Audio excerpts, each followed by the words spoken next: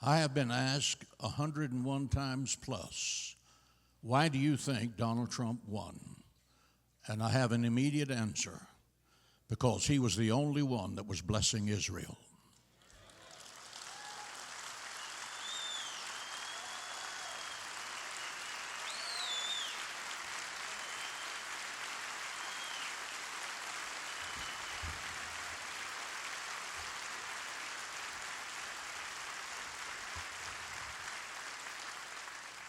There were 3.3 million Christians United for Israel in our organization, waiting for one candidate to stand up and speak up. The Evangelicals flooded the voting booths this time like at no time in our history.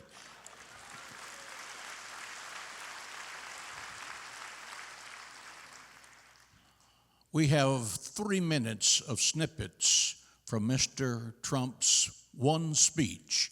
You certainly didn't get to see it on main TV because this is offensive to them, but it's pleasing to the Lord. Roll the tape.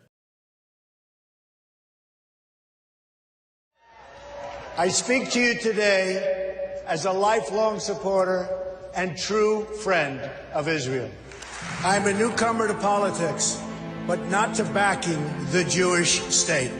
I came here to speak to you about where I stand on the future of American relations with our strategic ally, our unbreakable friendship, and our cultural brother, the only democracy in the Middle East, the State of Israel. My number one priority is to dismantle the disastrous deal with Iran. Iran has already, since the deal is in place, test-fired ballistic missiles 3 times. Painted on those missiles in both Hebrew and Farsi were the words, "Israel must be wiped off the face of the earth." You can forget that. The United Nations is not a friend of democracy. It's not a friend to freedom. It's not a friend even to the United States of America, where, as you know, it has its home. And it surely is not a friend to Israel. When I'm president, believe me, I will veto any attempt by the UN to impose its will on the Jewish state. It will be vetoed 100%. Israel has been trying to sit down at the negotiating table without preconditions for years. You had Camp David in 2000, where Prime Minister Barak made an incredible offer, maybe even too generous. Arafat rejected it. In 2008, Prime Minister Olmert made an equally generous offer. The Palestinian Authority rejected it also. Then John Kerry tried to come up with a framework, and Abbas didn't even respond, not even to the Secretary of State of the United States of America. They didn't even respond. When I become president, the days of treating Israel like a second-class citizen will end on day 1. I will meet with Prime Minister Netanyahu immediately. I have known him for many years and will be able to work closely together to help bring stability and peace to Israel and to the entire region. Meanwhile, every single day, you have rampant incitement and children being taught to hate Israel and to hate the Jews. It has to stop. When you live in a society where the firefighters are the heroes, little kids want to be firefighters. When you live in a society where athletes and movie stars are the heroes, little kids want to be athletes and movie stars. In Palestinian society, the heroes are those who murder Jews. You cannot achieve peace if terrorists are treated as martyrs.